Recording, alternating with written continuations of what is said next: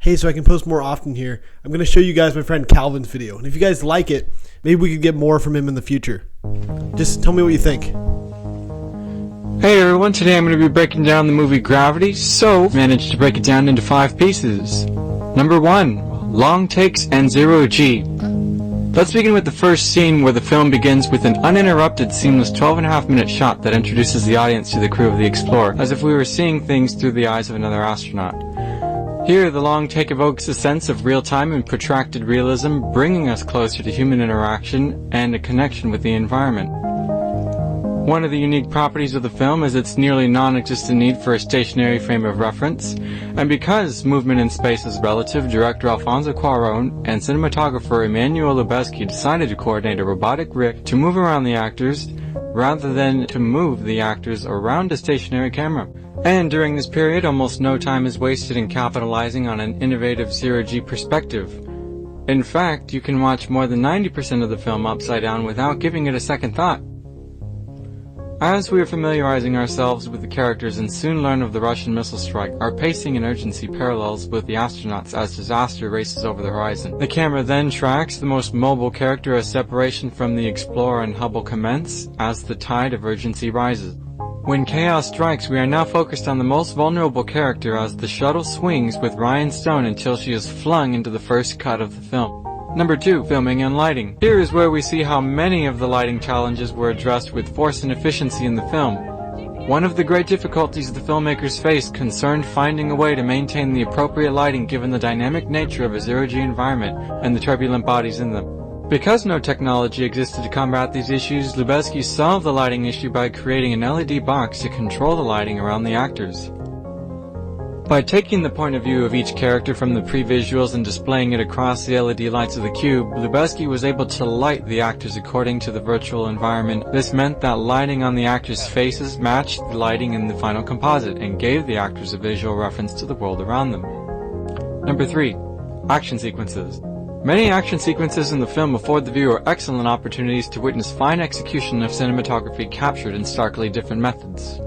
The first action scene we'll look at occurs when Ryan is attempting to depart from the International Space Station only to discover that isn't immediately possible. The ship hurriedly flies away only to be stopped by dead weight of the ISS. The next shot begins upside down to show Ryan's disorientation and terror, and as the camera moves in between her and the window to see what she sees, the ship rolls right side up while the camera assumes a static position, accomplishing both the effect of vertigo and showing her gain control of the situation and then 180s back to her.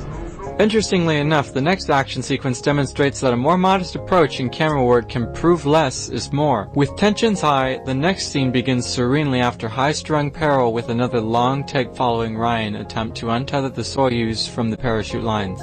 We start with a long shot that pushes toward Ryan that eventually superimposes the viewer's presence into the same ocean of space Ryan is in for the rest of the scene.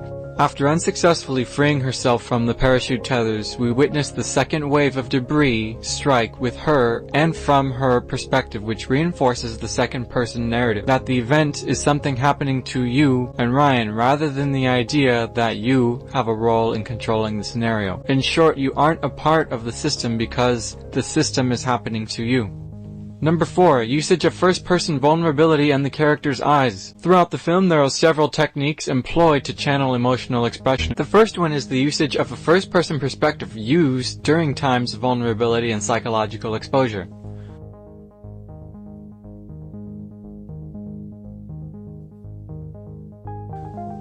The second one involves the eyes of the actors to convey their emotional state.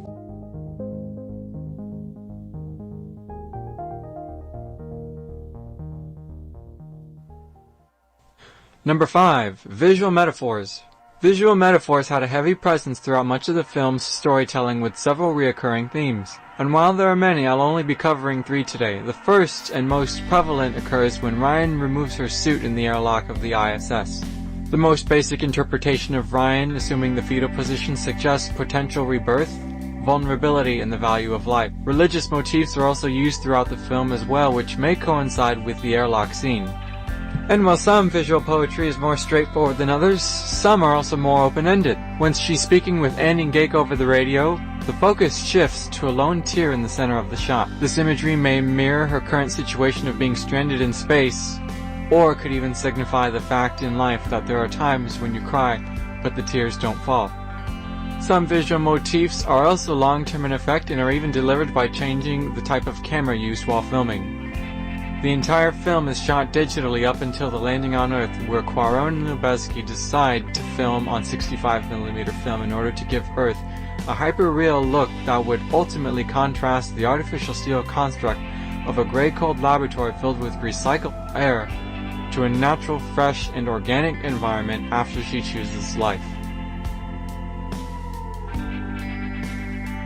All in all, the film is a genuine masterpiece and a milestone to film in the 21st century. I hope you guys enjoyed. Thanks for watching.